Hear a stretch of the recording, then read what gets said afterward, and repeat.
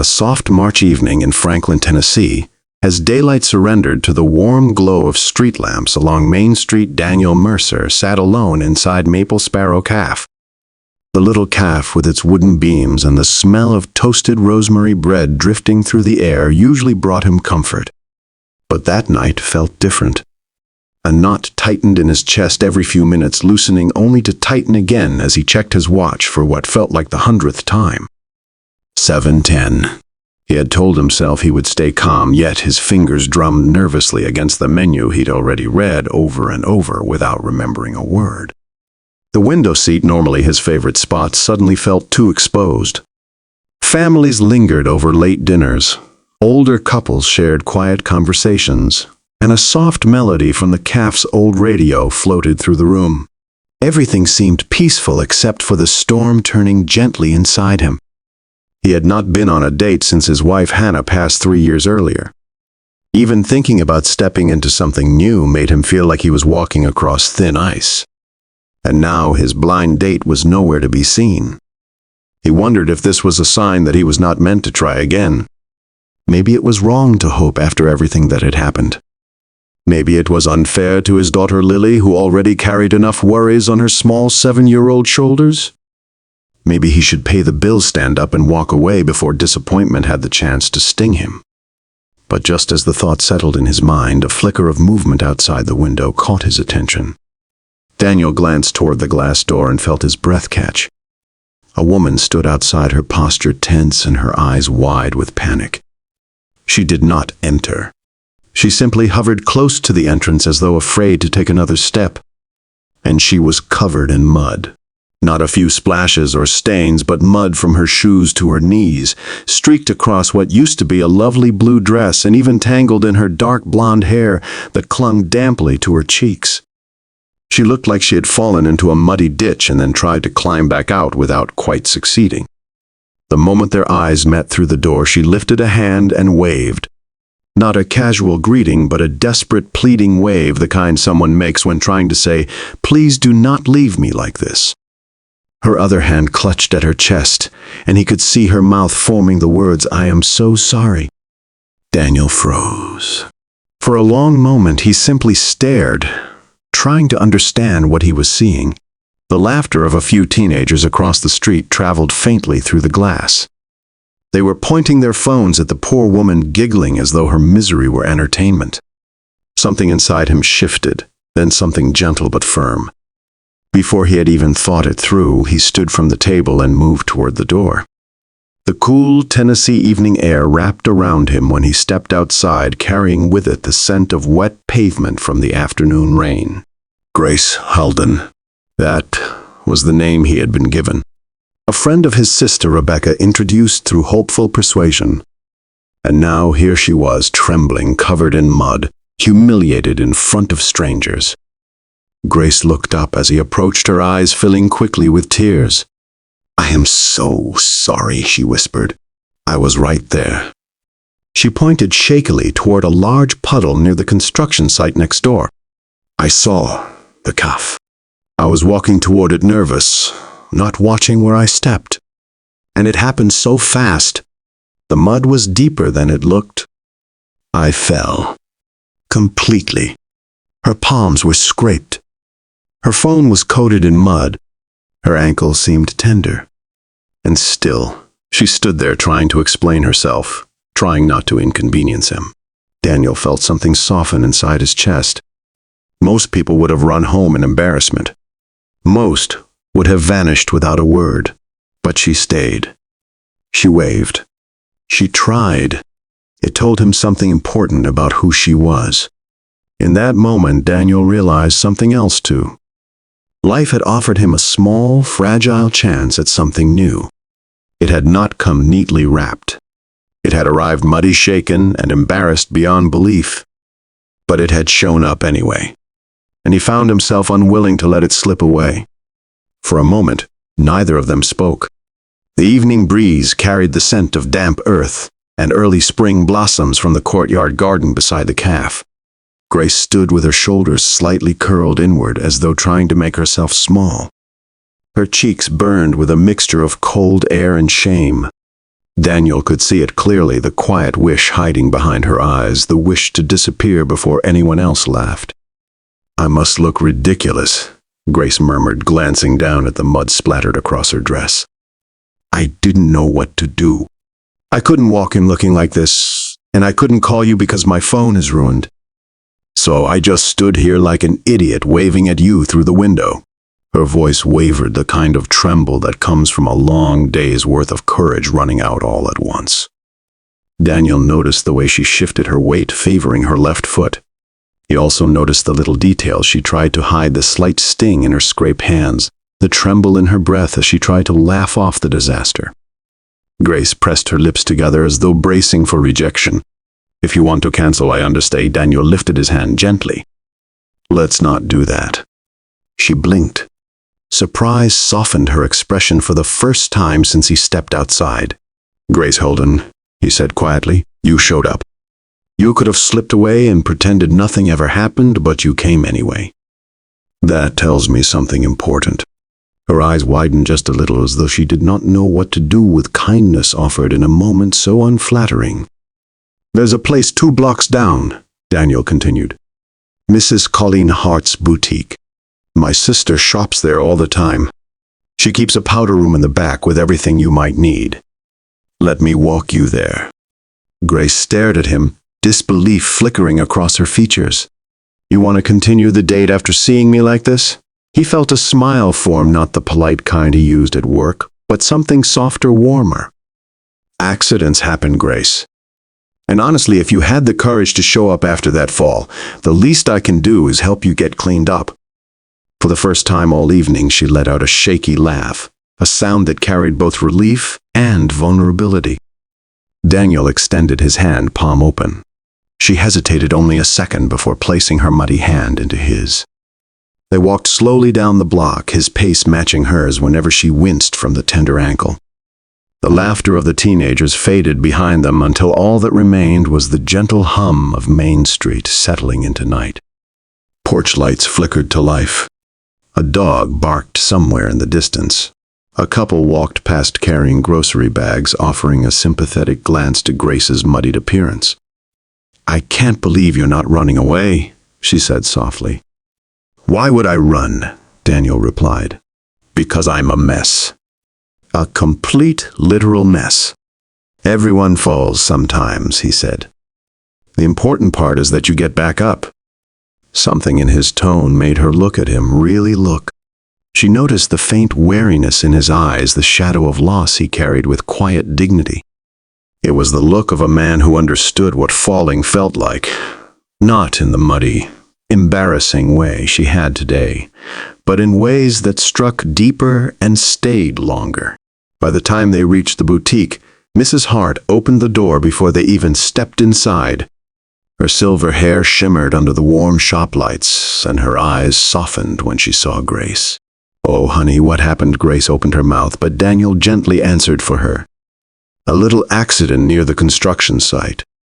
Mrs. Hart nodded. "Bathroom is in the back, dear. I'll get towels." Grace stepped inside hesitantly, then turned back to Daniel. "Thank you. Really." "You're welcome," he said, sincerity warm in his voice. "We'll make this evening work, one way or another." And as she disappeared into the back room, Daniel realized that for the first time in years, he felt something new stirring inside him. Hope. Grace stood at the doorway of the boutique's powder room for a moment before closing it gently behind her. The soft light inside cast a warm glow across the tiled floor, and the faint scent of lavender soap drifted through the air. It felt like stepping into a sanctuary after a storm.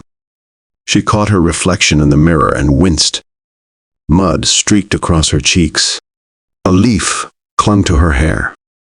Her dress, once a soft blue, looked as though it had been dragged through a field. For a long moment she simply exhaled, releasing a tremor she had been holding in since the fall. Then she began to clean herself. She wiped the mud from her arms, rinsed her hands under warm water, and tried to gather her hair into something resembling order. Mrs. Hart had slipped a fresh towel and a small bottle of mild shampoo through the door. whispering a gentle "Take your time, dear," before returning to the front of the shop. Every few minutes, Grace paused, her hands resting lightly against the marble counter as she tried to steady her breath. A part of her still expected him to leave, not out of cruelty, but out of practicality. Most people would not have waited. Most would have stepped back, apologized politely, and let embarrassment end the night before it even began. When she finally touched the last bit of mud from her face, she whispered to her reflection, "Do not mess this up. Whatever this is, do not mess it up." Outside the powder room, Daniel stood near the counter talking with Mrs. Hart. He described the renovation he had done for her 2 summers ago. They spoke about skylights, about how much brighter the space had become, about the cedar shelves he installed himself when the woodworker had fallen behind schedule. His tone was easy, thoughtful, and for the first time that evening relaxed. Mrs. Hart studied him as he talked, her eyes warm with a knowing glimmer. "You have a good heart, Daniel Mercer. Always have." He chuckled softly, rubbing the back of his neck. "Just trying to help. Helping is one thing. Showing up is something else entirely," she said quietly. "Not everyone does both." He did not reply, but something in his expression shifted as though her words had struck a quiet chord deep within him. When Grace finally stepped from the powder room wearing a simple dress Mrs. Hart had pulled from a rack, Daniel turned toward her. His breath caught just slightly, not because she looked perfect, but because she looked relieved. Clean hair fell gently around her shoulders.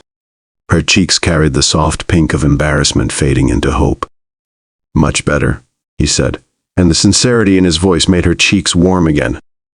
"I think falling into a mud puddle is the opposite of better," she joked gently. "Maybe," Daniel said, "but you handled it with more grace than most would have." She blinked, surprised by the play on her name. A smile tugged at her lips despite her lingering nerves. Mrs. Hart waved them toward the door. "Go on, you two. Let the evening find its way. And Daniel," she added as they stepped outside, "bring her back someday so I can see you both smiling without all this mud business." "We will," Daniel promised. The walk back to Maple Sparrow Calf was quieter than before. Grace's steps were careful, her ankle still tender, and Daniel offered his arm without hesitation. She took it lightly, grateful for the support. The teenagers from earlier had long since gone, leaving only the puddle behind as a muddy reminder of her earlier disaster. But she no longer felt humiliated. Walking beside him made the memory feel more like a story they might laugh about one day. When they reached the calf door, Daniel paused and looked at her gently. "Ready, Grace?" Nodded, more ready than she had expected to be. Together they stepped back inside, carrying with them not the weight of an accident, but the quiet possibility of something new. The Maple Sparrow Calf had settled into its late evening rhythm by the time Daniel and Grace returned. The dinner rush had faded, leaving behind a hush that felt warm rather than empty. A couple near the fireplace shared a quiet conversation over steaming cups of tea. A pair of older men in flannel jackets played a slow-paced game of checkers in the corner. The soft glow from the calf's hanging lamps wrapped the room in gentle amber light. Their window table was still open, as though the calf itself had been holding it for them. Daniel pulled out Grace's chair, and she sat carefully, her fingers brushing the edge of the linen napkin. Though she had washed away the mud, a faint nervousness lingered in her posture. Her shoulders rose just a touch too high. Her gaze flickered toward the menu without truly reading it. Daniel settled into a seat across from her, noticing all the small signs of tension she tried to hide. He recognized them. He had worn those same signs himself for years whenever someone asked about his life, his past, or the hollow space where his marriage used to sit. To ease the heavy quiet between them, Grace cleared her throat gently. "Rebecca told me you have a daughter." The transformation in Daniel was immediate. His shoulders softened, his expression brightened with a warmth that seemed to come from somewhere deep inside. "Lily," he said. "She's 7. Smarter than me on most days. And entirely convinced she should be running my life instead of the other way around." Grace laughed softly, and the sound eased something inside both of them. She leaned forward slightly, encouraging him to continue. She actually gave me a pep talk before this date, he admitted, pulling out his phone. Said I needed to be brave even if I felt nervous. He showed Grace a picture of Lily holding a deck of cards, mid-trick, eyes shining with pride. Grace studied the child's bright green eyes, the same ones Daniel carried. There was a tenderness in her smile when she returned the phone. She looks like pure light, Grace said. Daniel nodded, though a shadow settled gently along the edge of his expression. She gets that from her mother. The words hung between them, not heavy like a burden, but soft, like a memory handled with care.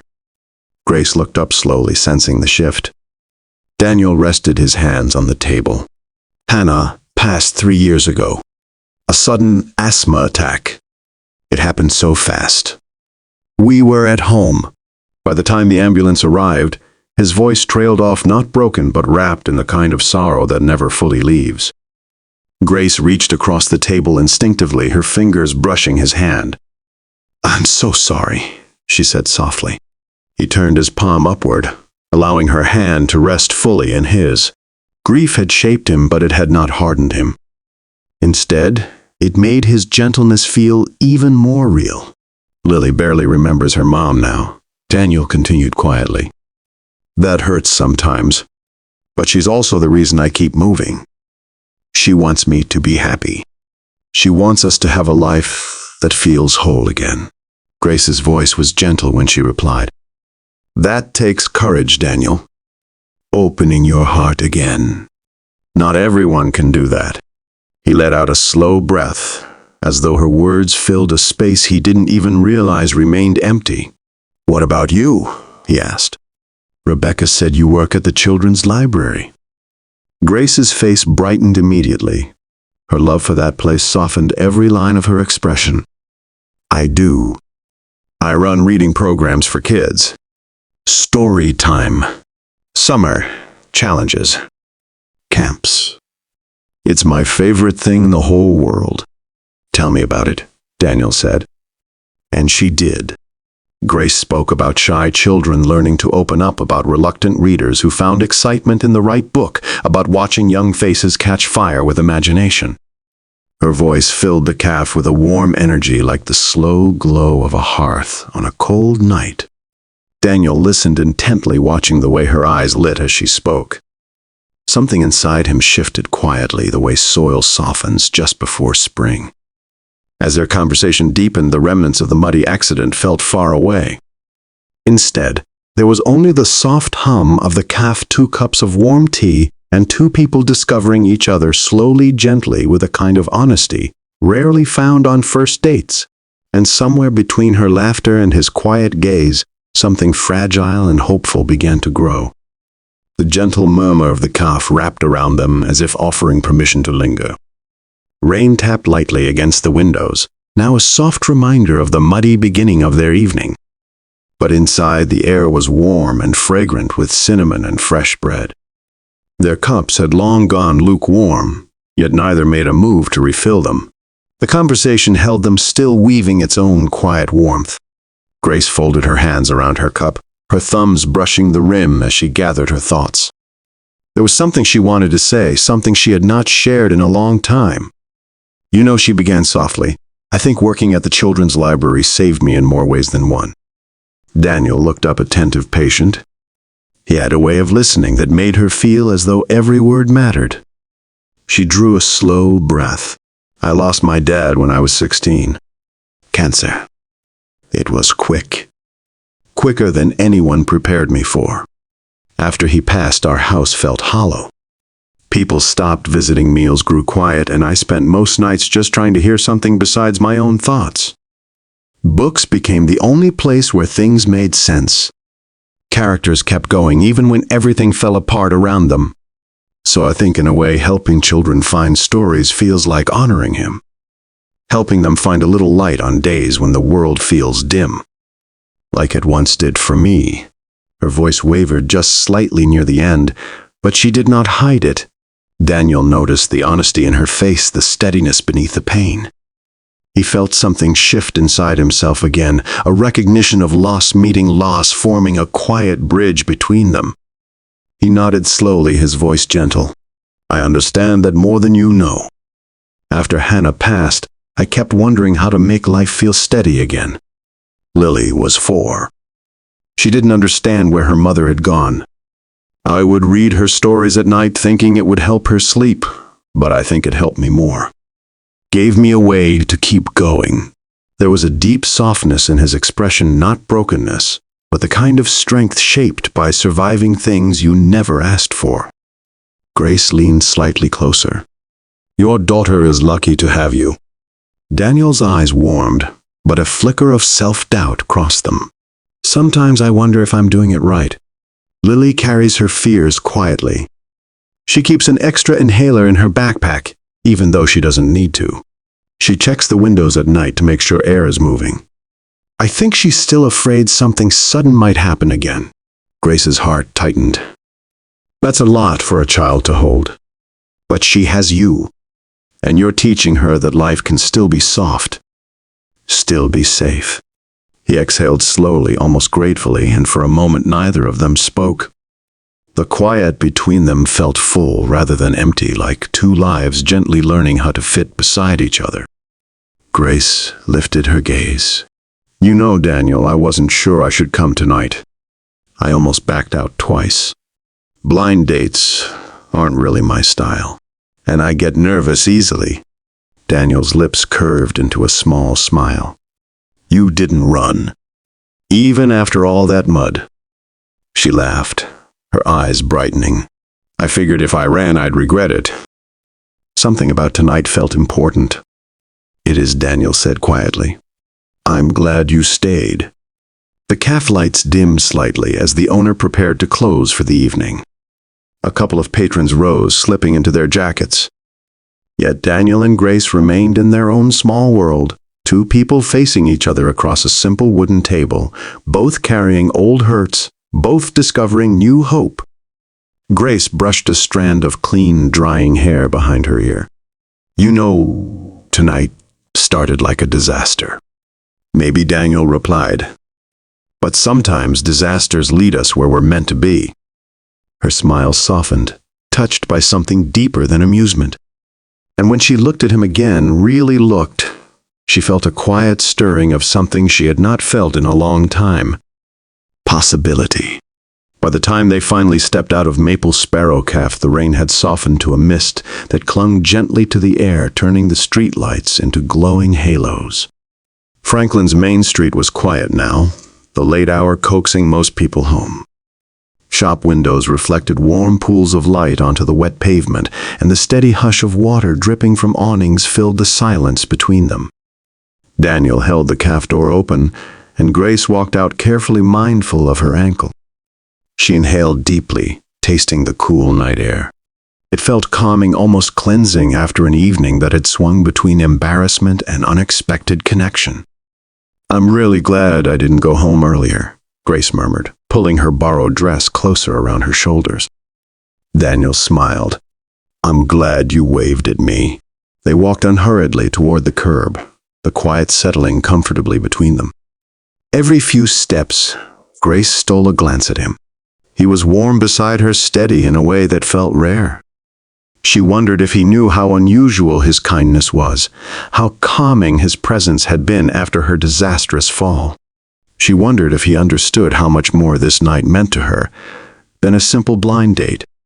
A parked car's window reflected their shapes back at them as they passed.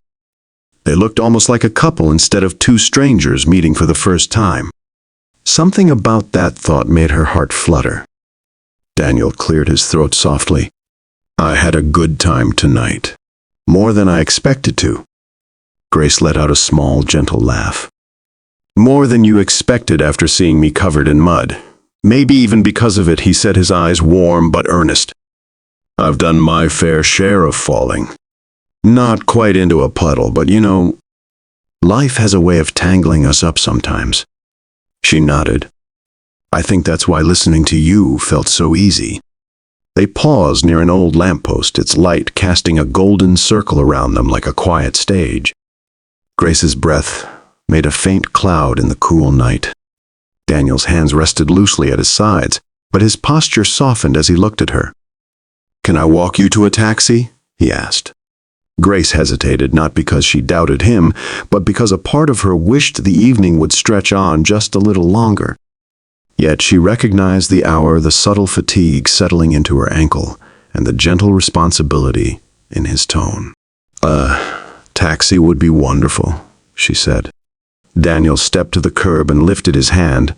A cab from the local service turned the corner almost instantly, its headlights gliding toward them like an answer to an unspoken request.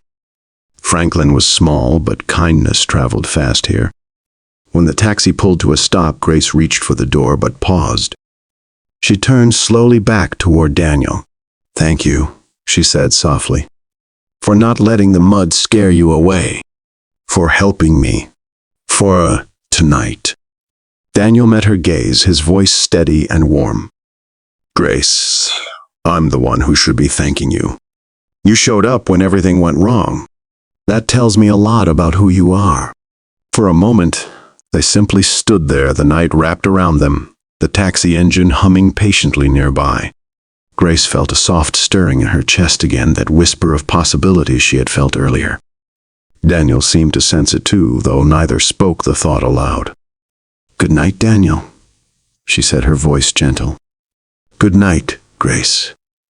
She slipped into the taxi, the door closing with a soft thud. As the cab pulled away from the curb, Grace looked back through the window.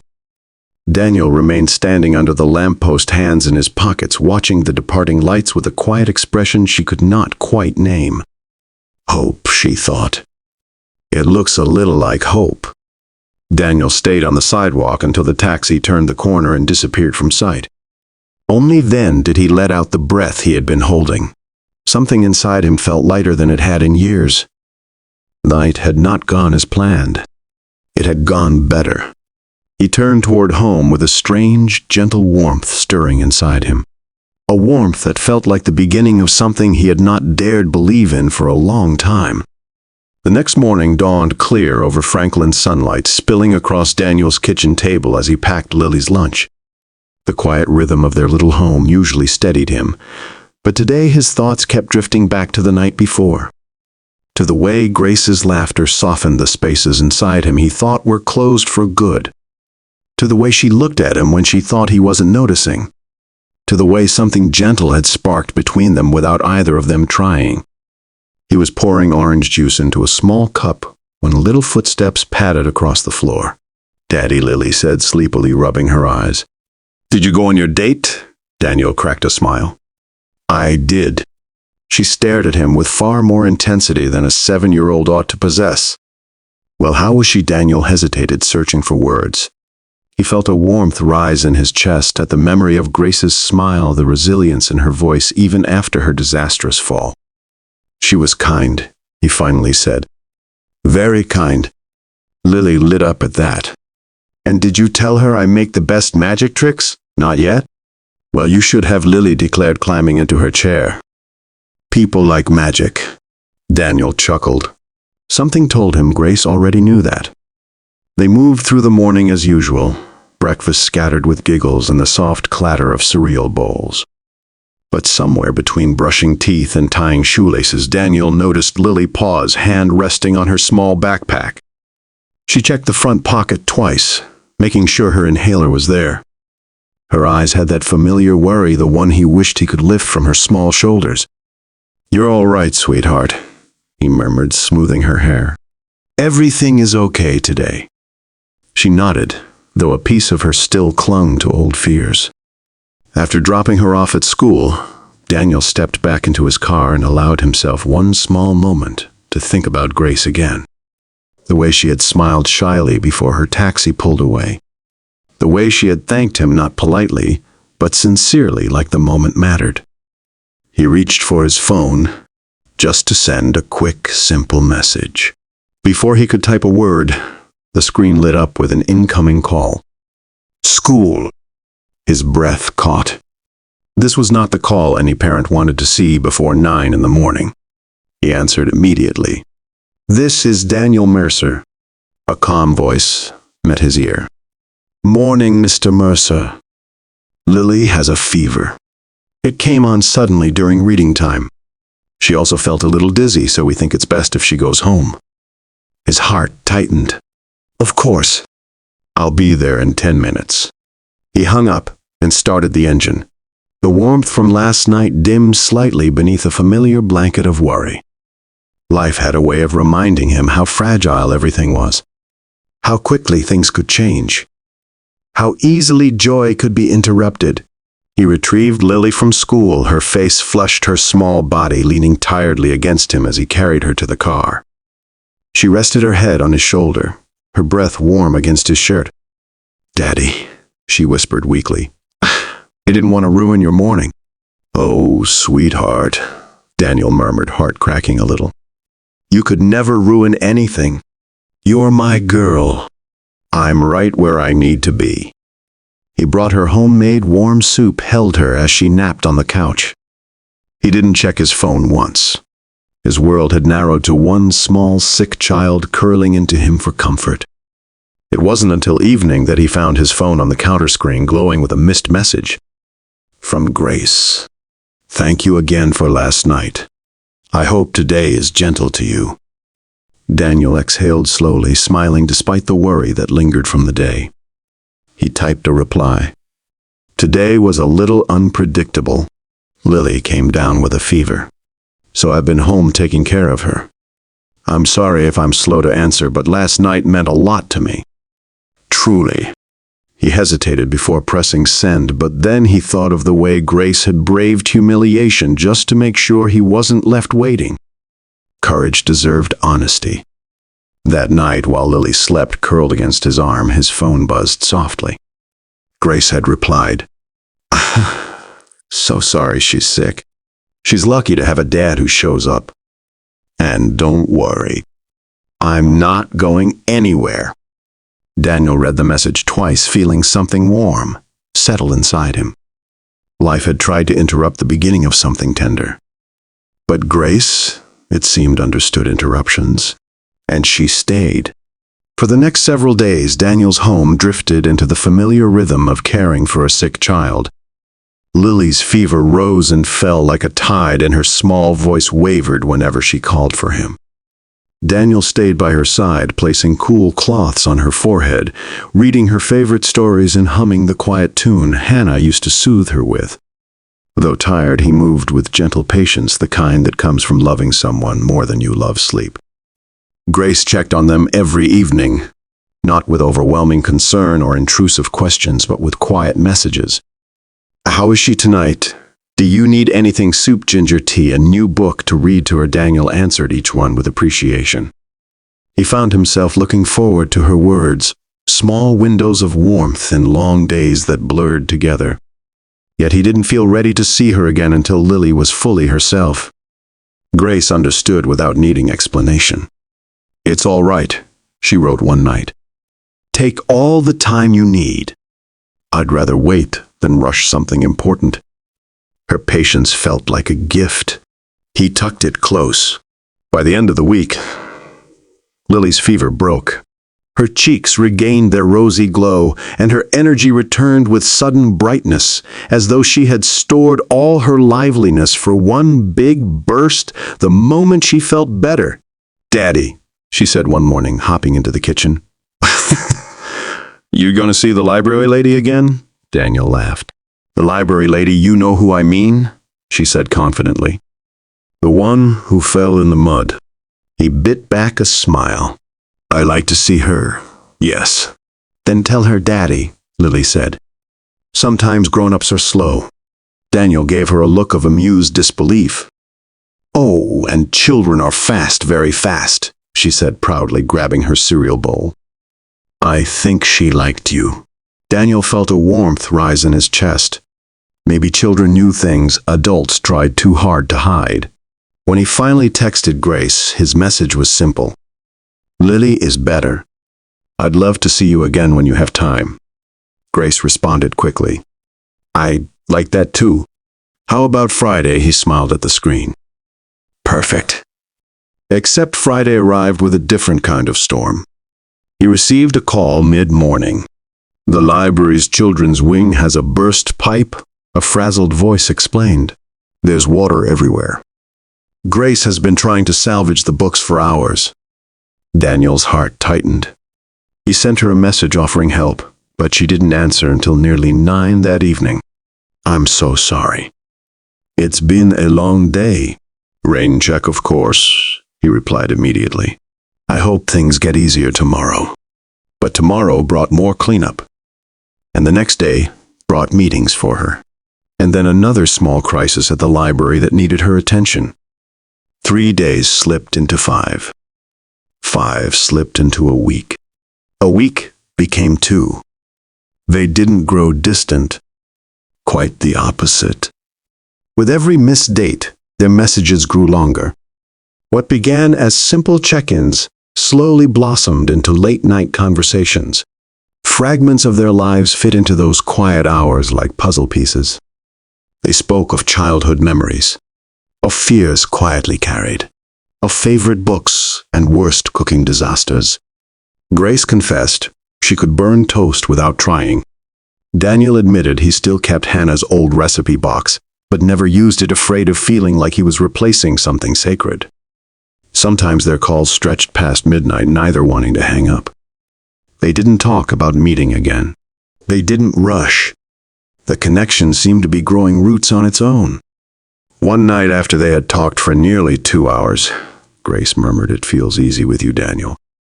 Even when we're not face to face." He felt something gentle settle in his chest. "It feels easy with you too." Still, he wanted to see her again. It took 3 full weeks before they finally managed to meet in person, and when he saw her walking toward him at the little cafe on 4th Street that Wednesday afternoon, something inside him eased in a way he hadn't felt in years. She smiled, warm and familiar now. "I missed you," Daniel said softly. Grace's eyes softened. "I missed you too."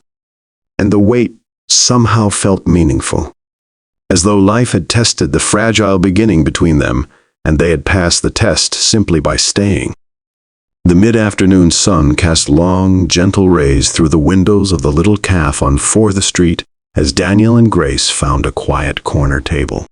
The place was smaller than Maple Sparrow Café Cozier 2, with shelves of mismatched mugs behind the counter and a chalkboard menu decorated with uneven swirls of pastel colors. Soft country music drifted through the speakers, blending with the low hum of conversation from nearby tables. Grace settled into her seat, smoothing the skirt of her dress, as though still unsure this moment was real. After 3 weeks of phone calls and messages, seeing Daniel in person felt like stepping into a familiar room she never realized she had missed. He looked a little tired from the long weeks of caring for Lily and juggling work, but there was a brightness in his eyes when he looked at her. A brightness that made her heart feel lighter. "It feels like it has been months," Grace said softly. Daniel nodded, his smile warm. "It does. I didn't expect to miss someone I only met once." Grace's cheeks warmed with a blush she hoped the sunlight hid. She took a slow breath, letting herself settle into the comfortable space his presence created. "How's Lily?" she asked gently. "Better," Daniel said. "Back to trying to perform magic tricks at breakfast. This morning she made a muffin disappear behind my ear." Grace laughed, imagining the little girl with bright eyes and a deck of cards always close by. "I can't wait to meet her someday." Daniel paused at that, not with reluctance, but with careful thought. He rested his hands on the table, fingers laced loosely. "I want that too. I just want to make sure the timing is right. For her. And for you." Grace appreciated that. His responsibility was not something he tucked away to make room for romance. He carried it openly with tenderness. It made her respect him even more. They ordered their drinks, and soon 2 steaming mugs arrived, filling the space between them with the aroma of roasted beans and vanilla. Grace curled her hands around her cup, its warmth soothing the slight nervous flutter in her stomach. "Tell me more about your work," Daniel said. "I know you've been swamped lately." Grace sighed softly. "The library has been my second home for years. but the burst pipe caused more damage than we expected. The children's section was flooded. We're trying to salvage what we can, but a lot of the books were soaked beyond repair. Daniel frowned sympathetically. That must be hard. You put so much heart into that place. I do, Grace admitted. And seeing those books ruined felt like losing memories. Some of those kids relied on them. But we'll rebuild. Kids need a place to feel safe to imagine. And I want to give them that. Daniel watched her as she spoke, admiration evident in his eyes. You help people more than you realize. Grace looked up, startled by the sincerity in his voice. His words wrapped around her like a gentle embrace.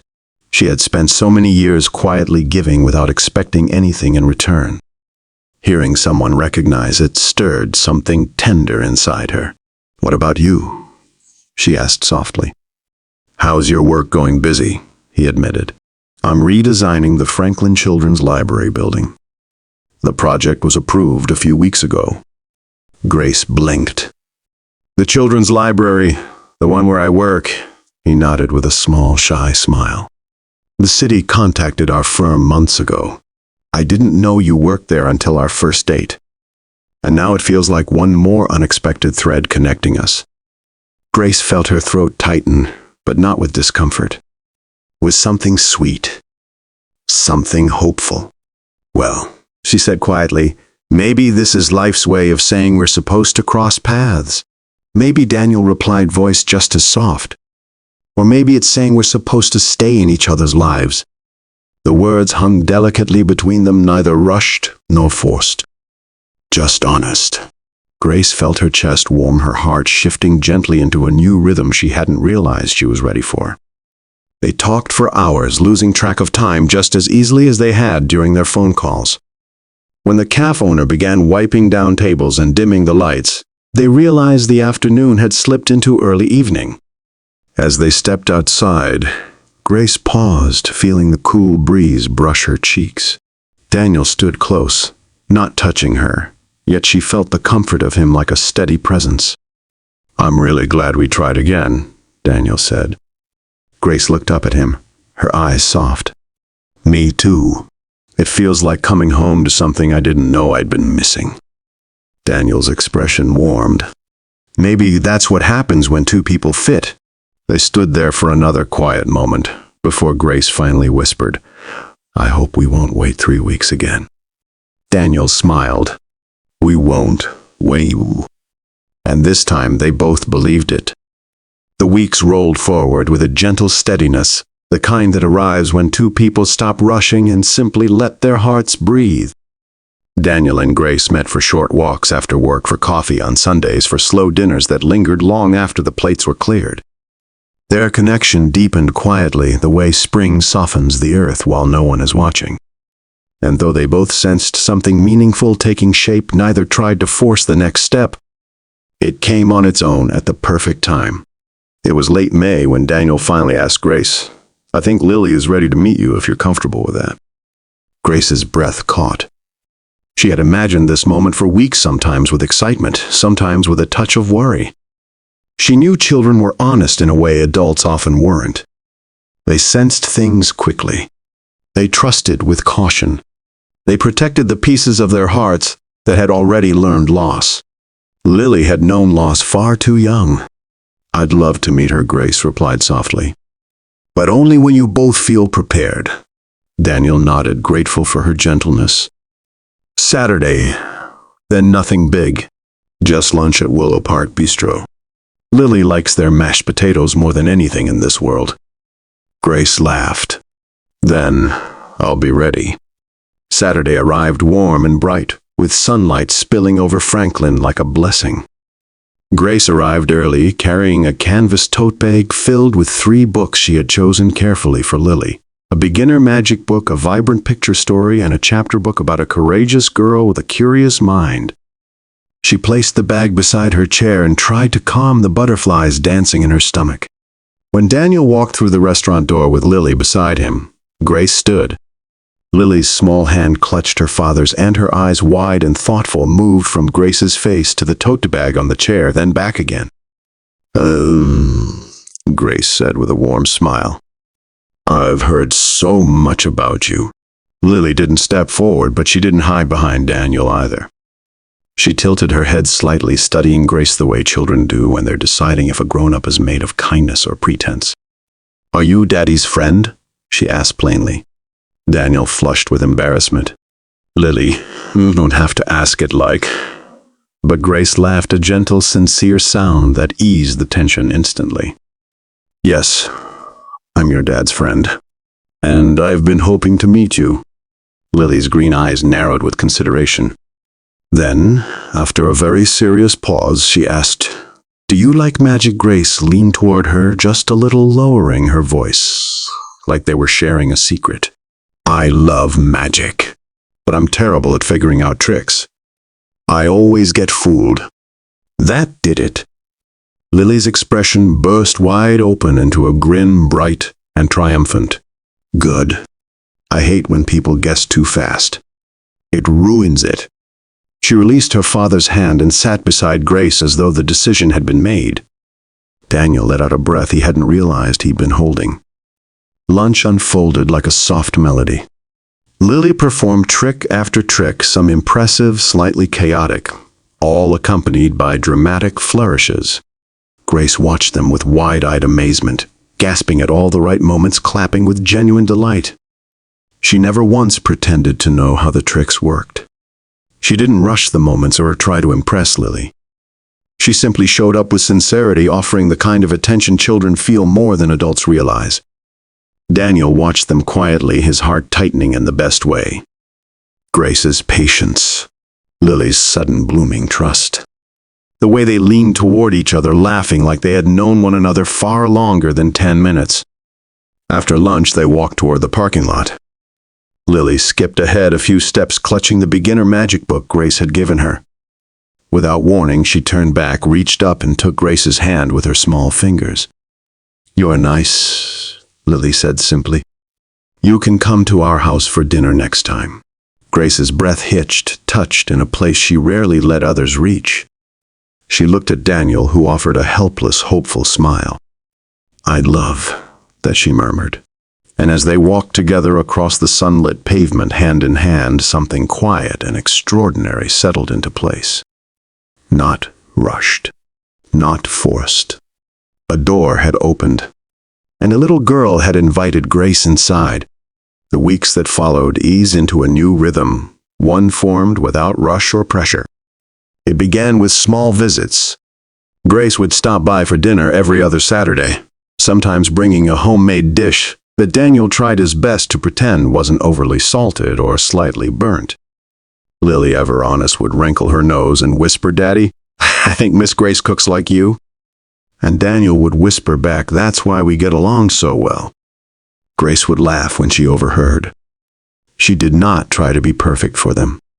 She simply showed up, apron strings, crooked hair pinned back loosely, heart wide open. And Lily, with her quiet fears and careful trust, bloomed a little more each time Grace stepped through the door. By early summer, something tender had begun to settle into place among the three of them. It wasn't flashy or dramatic. It grew in ordinary moments, the kind older people often say become the memories you treasure most. One Saturday morning in June, the Franklin Farmers Market was bustling beneath a clear blue sky. Sunlight glinted off jars of honey and woven baskets of strawberries. The air carried the scent of peaches and warm biscuits. Families strolled between the booths, greeting neighbors in that familiar Tennessee way that made strangers feel like old friends. Lily tugged at Grace's hand the moment they arrived. Come on, she announced. We need flowers for the kitchen table. Grace smiled. Flowers sound perfect.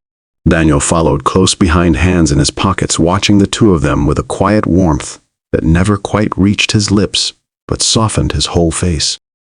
He had never imagined seeing his daughter skip alongside another woman like this, comfortable, chattering freely, trusting without hesitation. The sight stirred something deep inside him. At the flower stand, Lily examined bouquets with meticulous care, her brows furrowing in concentration.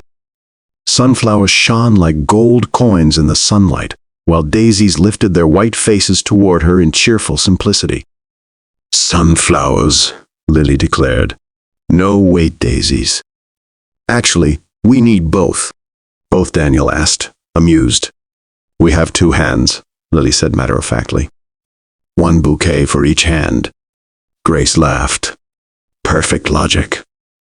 She paid for the flowers before Daniel could protest, handing the sunflowers to Lily, who held them like treasure. Grace took the daisies, their petals brushing her arm. As they wandered through the market, Daniel carried the produce bags while Grace and Lily walked side by side, their flowers swaying gently with each step. They must have looked like a family because an older woman selling tomatoes called out, "Beautiful day for a family stroll, isn't it?" Daniel felt Grace stiffen for just a breath. Lily, however, beamed. "It is the little girl," said proudly. "We're getting ice cream, too. Saturday rules say we can." Grace glanced at Daniel with a smile. "Saturday rules," he sighed, pretending to be exasperated. "A very old Mercer tradition." "Ice cream," Lily insisted. And so at 10 in the morning, they found themselves on a park bench, cones in hand. Lily chose strawberry. Daniel chose vanilla. Grace chose chocolate, the cold sweetness melting quickly in the warm air. While they ate, Lily practiced a new magic trick. "Lo," she said, holding a quarter in her small hand. "I make it disappear." She closed her fist dramatically. Daniel and Grace watched with exaggerated seriousness. After a moment, she opened her hand with a gasp. The coin had indeed vanished. "Where did it go?" Grace asked, with genuine delight. Lily grinned, reached behind Grace's ear, and pulled the coin into view with a flourish. Grace clapped her hands softly. "That was wonderful." Lily glowed at the praise. Daniel watched the 2 of them, his heart tightening in that familiar, overwhelming way. Grace didn't force affection. She didn't compete with memories. She didn't try to be anything other than herself. And somehow, simply by being present, she had fit so gently into the quiet spaces of their lives. He could feel something forming, something fragile, something hopeful, something like the shape of a future he had once believed was no longer possible. Grace glanced at him across the park bench. Her smile was small but full of meaning. In her eyes, he saw it reflected what he felt, though neither dared say it yet. Some stories begin with fireworks and sweeping declarations. Others begin with ice cream on a warm Saturday morning, a little girl's magic trick, and a sense that maybe, just maybe, this was the kind of ordinary moment that meant everything. Summer drifted in with its warm winds and long evenings, filling Franklin with the gentle hum of crickets and the soft glow of porch lights. Daniel, Grace, and Lily found themselves slipping into an easy rhythm of shared dinners, market trips, and quiet evenings, spent reading or practicing magic tricks. Yet as steady as their growing bond felt, life had a way of weaving in moments that tested even the gentlest beginnings. One evening in early July, Grace arrived for dinner carrying a basket of fresh rolls from a bakery she adored. Lily met her at the door, bouncing excitedly on her toes. "Miss Grace, look, I learned a new trick," Grace laughed softly. "Let me see." But before Lily could race for her deck of cards, a sharp voice cut the air. "Lily, dinner first," Daniel called from the kitchen. The girl's shoulders sagged. "But no buts, sweetheart. You can show her after we eat." Lily obeyed, though her disappointment lingered. Grace knelt beside her. "I can't wait to see it," she whispered. "I bet it's amazing." Lily brightened again, and while the 3 of them sat around the table enjoying Grace's rolls and Daniel's slightly too salty stew, the evening felt warm and ordinary in all the right ways. But childhood emotions are fragile, and grief doesn't follow tidy schedules. The first sign came when Lily accidentally spilled her cup of juice. It splashed across the table, soaking the napkins and Grace's sleeve. Daniel stood to grab a towel, but Lily stared at the spreading mess, her eyes going wide in a way that made Grace pause. "I'm sorry," Lily whispered. Her voice trembled. I'm so sorry. Grace smiled gently. It's all right, sweetheart. It's just juice. But Lily's breath grew shallow. Too fast. Too tight. Her small hands curled into fists, and her chest rose and fell unevenly. Daddy, she whispered. I can't breathe right. Daniel froze for the briefest second, the memory of Hannah's asthma attack slamming into him with cruel force. Then he dropped to his knees beside his daughter. Easy, Lily. Deep breaths. You're all right. I'm right here. Grace stepped back, giving them space, her chest tightening with worry. She had seen panic attacks in children before. Grief liked to hide inside small bodies until overwhelming moments pulled it loose. Lily clutched at her father's shirt. Want mommy, she cried. I want mommy. I want her, it hurts. Daniel held her close, eyes shining with the weight of the past. She's not here, he whispered, his voice breaking, but I am. I've got you, sweetheart. I've got you. Grace turned away, pressing a hand over her mouth. She wasn't upset because she felt left out. Far from it. She stepped aside because pain like that, raw, tangled, and rooted in deep loss, belonged to them alone in that moment. She knew that to love a child who had lost so much meant honoring the bond she shared with the parent she could no longer reach. When Lily's breathing finally steadied, Daniel carried her to her room, murmuring soft reassurances the whole way. Grace remained in the kitchen, quietly cleaning the spilled juice, wiping Daniel's abandoned spoon, and gathering her basket. She did not want her presence to add to the strain. A few minutes later, Daniel returned, his shoulders heavy and his hair tousled from Lily's trembling hands. He paused when he saw Grace near the door. I'm sorry, Grace said softly. I didn't want to be in the way. Daniel shook his head, stepping closer. You weren't. Lily, just she has moments like that. They happen less now, but sometimes something small triggers the fear again. Grace nodded, her eyes gentle. I understand. Daniel hesitated, then whispered, thank you for giving us space. Some people would have tried to fix it. You didn't. You just honored it. Grace offered a small, tender smile. Loving a child means letting them feel what they feel, and letting them come back when they're ready. He stepped forward, closing the space between them. You're good for her, Grace. And for me. The words felt heavy with meaning, yet soft with sincerity. Grace placed her hand over his. I care about both of you, Daniel. More than I expected to. For a moment they stood there, not embracing, not speaking, just sharing a quiet understanding that their path was not simple. It carried grief. It carried healing. It carried the fragile beginnings of something lasting. And as Daniel walked her to the door, the night air warm and gentle around them, he whispered, even when things get messy. She met his gaze with unwavering softness. I'm not going anywhere. August settled over Franklin with heavy heat, the kind that made porch swings creak slower and cicadas hum louder. Inside, Daniel's home life moved with a gentle rhythm again. Lily had more good days than hard ones. Grace visited often, sometimes helping with dinner, sometimes reading bedtime stories, sometimes simply sitting on the porch with Daniel while Lily practiced magic tricks at their feet.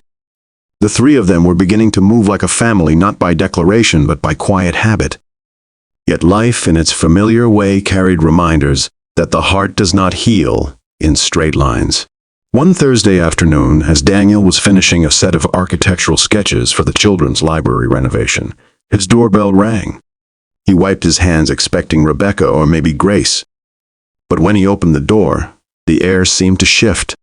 Standing on the porch were Henry and Marlene Turner, Hannah's parents.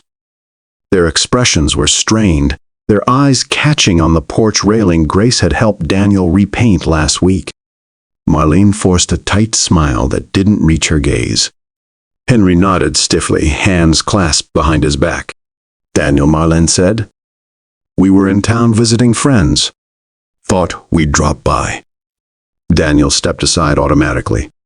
They rarely visited unannounced, and certainly not without calling first. Something in their posture made his chest tighten. "Please come in." They entered quietly, glancing around the living room. A few framed drawings Lily had made hung near the fireplace. On the coffee table lay a book. Grace had lent Lily its bright cover still open to the page where they'd left off the night before.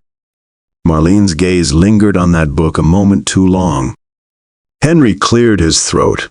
"We need to talk about Lily." Daniel nodded, carefully waiting. "We think," Marlene began, her voice soft but firm, "that she should spend more time with us. In Texas. She needs to remember where she came from. She needs stability." And lately she hesitated, then looked directly at him. "Lately we've heard she's been spending time with someone new." Daniel felt the air constrict, but he kept his voice steady. "Grace is part of our lives, yes." Slowly, respectfully, Marlene pressed her lips together. "Daniel." "I'm sure she's a fine woman, but Lily has already lost so much." Introducing someone else, someone who isn't family. "It feels too soon." "Too soon," Daniel repeated softly, pain flickering in his eyes. 3 years have passed." "That doesn't mean Lily is ready," Henry said, his tone stiff. "Or that we are." There it was, the truth beneath their visit. They weren't here because of Lily. They were here because of fear.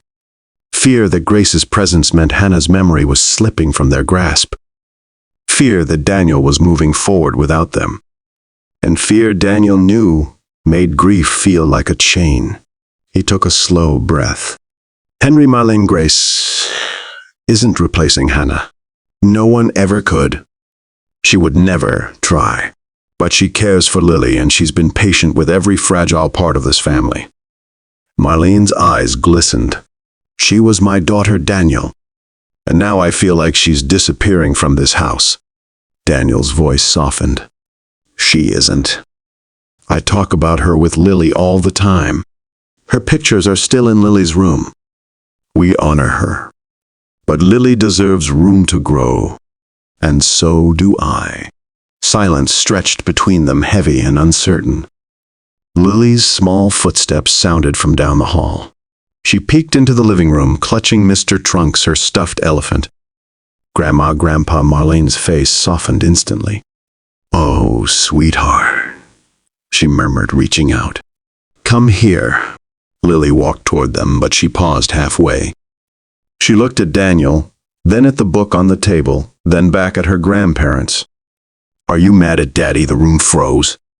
Of all the things Lily had struggled with since Hannah's passing, her deepest fear was losing the people she loved. Seeing tension in the room stirred that fear instantly. Marlene's face crumpled. "Oh, honey, of course not. We just wanted to talk." Lily moved to Daniel, pressing herself against his side. Her small fingers clutched his shirt.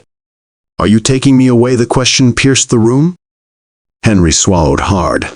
"No, sweetheart. No. We just miss you. That's all." Daniel rested a steady hand on Lily's back. "You're staying right here," he whispered. "You're safe." Lily nodded, her small body relaxing slowly. Henry and Marlene exchanged a long look, pain, love, confusion, all tangled together. They were grieving too, Daniel realized. And grief often made people grasp too tightly. "We should go," Henry finally said. "We didn't mean to upset her." At the door, Marlene paused. "Daniel, we just hope you're not forgetting Hannah." Daniel's answer came soft but certain. "I don't forget her. Loving again doesn't erase loving before. Hearts make room. They don't replace." Marlene nodded slowly, unsure but softened. After they left, Daniel sank onto the couch, holding Lily close. His heart felt heavy but steady. Grace arrived later with dinner she had clumsily attempted.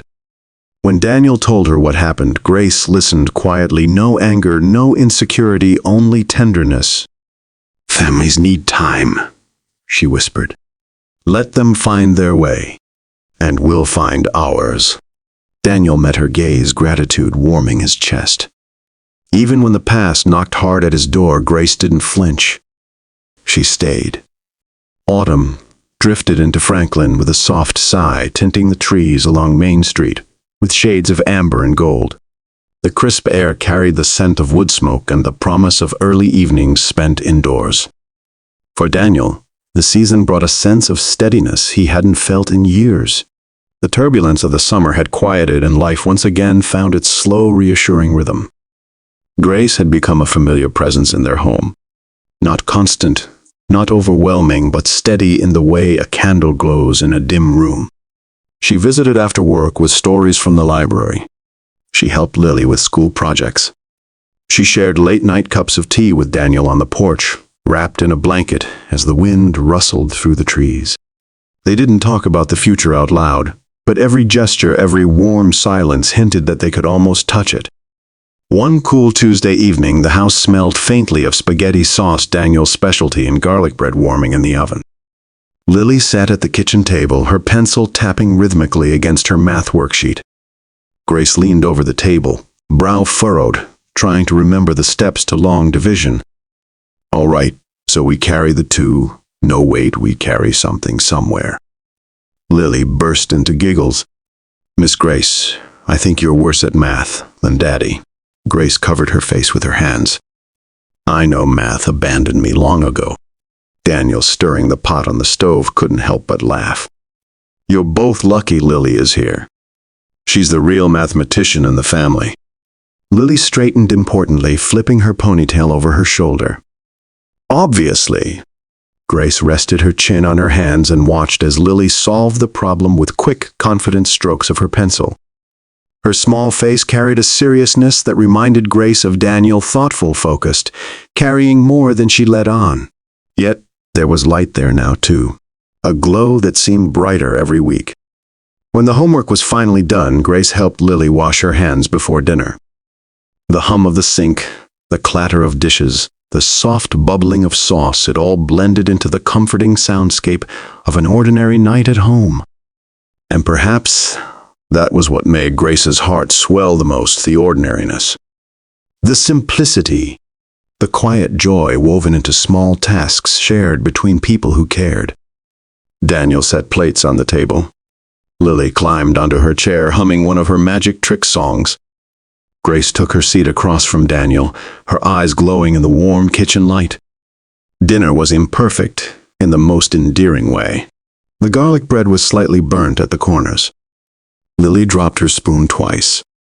Grace spilled a bit of sauce on her sleeve again, and Daniel couldn't have imagined anything more beautiful. After dinner, Lily performed a magic trick involving 3 napkins, a spoon, and a dramatic gasp. Grace clapped as though watching a world-class performance. Daniel watched them both, feeling something in his chest loosen, soften, bloom. Later, when Lily was tucked into bed and reading her new library book, Daniel and Grace returned to the kitchen to clean up.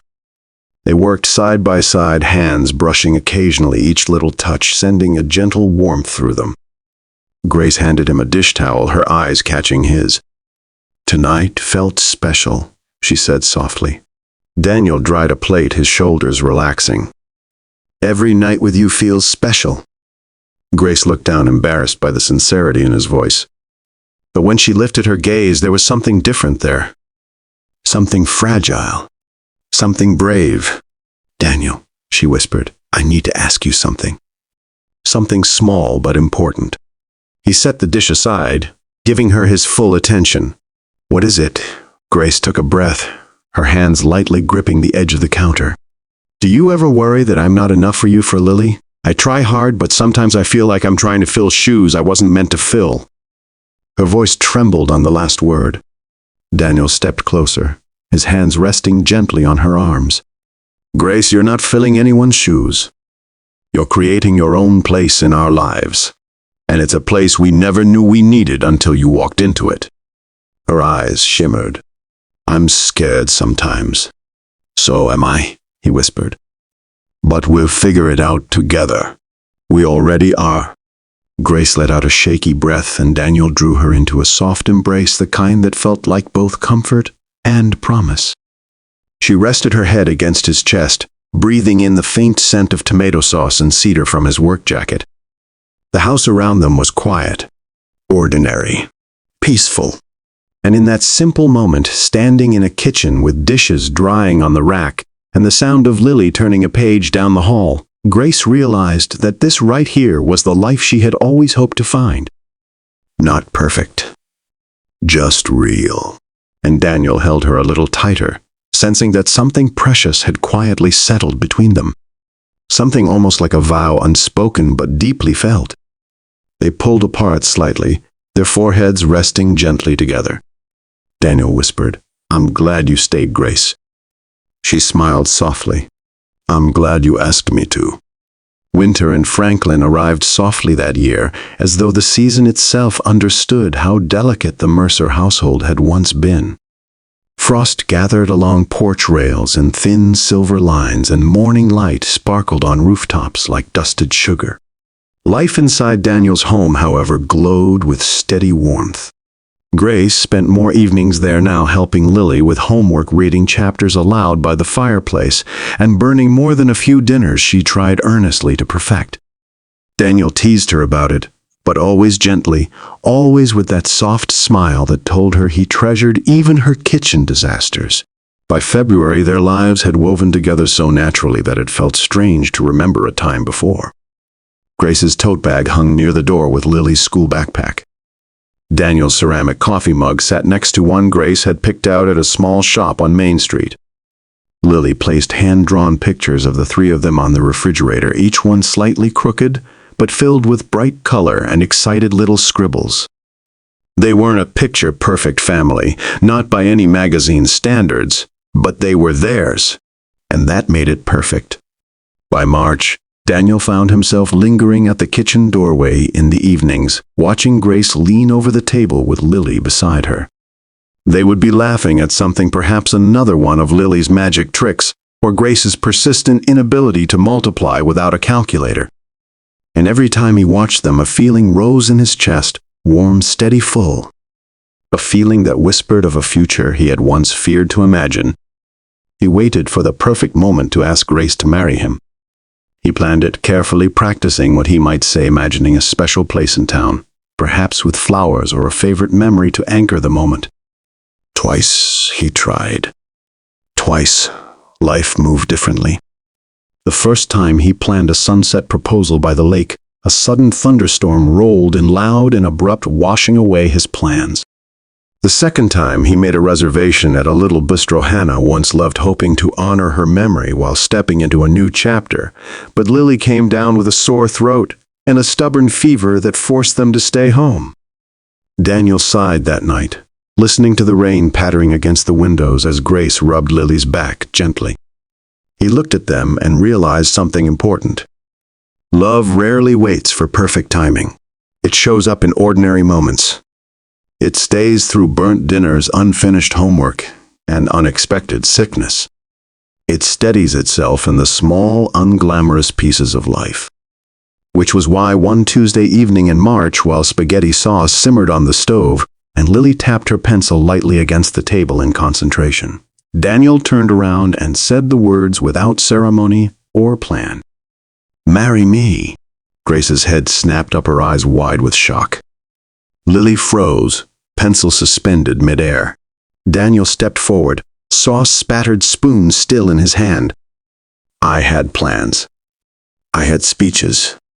But this right now, this is our life. It's real. It's messy. It's perfect to me. And I want every Tuesday night like this for the rest of my life." Grace's breath hitched as she rose from her chair. Tears welled, spilling before she could stop them. "Yes. Yes, Daniel. Yes." Lily screamed with excitement, jumping from her seat. "Can I be the flower girl? Can I wear a sparkly dress? Can we have chocolate cake?" Daniel laughed as he pulled Grace into his arms. "Yes, to all of it." 6 weeks later, under a gentle May sun, they married in Daniel's backyard. Simple chairs dotted the grass. Wildflowers Lily had chosen filled mason jars along the aisle. Neighbors and friends gathered, their laughter floating through the air like something warm and familiar. Rebecca stood proudly as Grace's maid of honor. Lily, radiant in her peach dress, scattered petals with complete seriousness. And when Grace walked down the aisle, Daniel felt something inside him settle in a place that had waited years for this moment. Their vows were tender, quiet promises spoken from the heart. Grace promised to show up in every messy moment. Daniel promised to honor their past while building a gentle future. And Lily, standing between them, grinned as though witnessing the best magic trick in the world. The reception was joyful in its simplicity. Chocolate cake smeared on Lily's dress. Laughter echoing beneath the string lights. Old friends offering toasts filled with warmth and memory.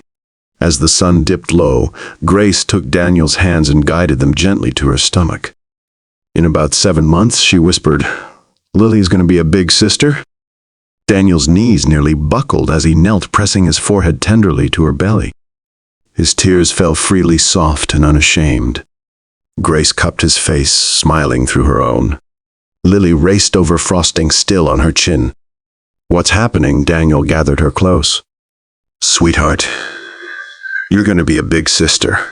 Lily blinked, processed, then shrieked with delight. "I'll teach the baby magic and reading and how to make the best peanut butter sandwich." Grace and Daniel laughed through their tears, pulling Lily into a warm embrace.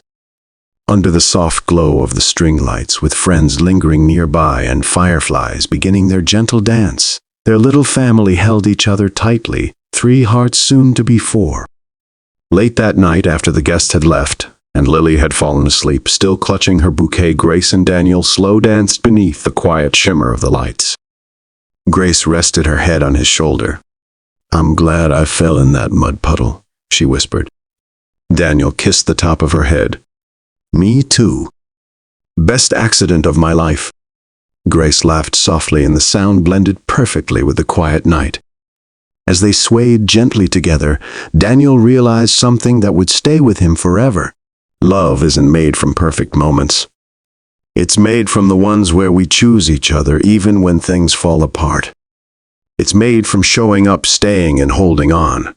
Again and again. He pulled Grace closer, the promise of their growing family warm between them. And somewhere near the porch, steps little Lily, still awake, practicing a magic trick, with a quarter she refused to put down, smiled at the sight of them. Some magic, she thought, isn't in the trick at all. It's in love that shows up.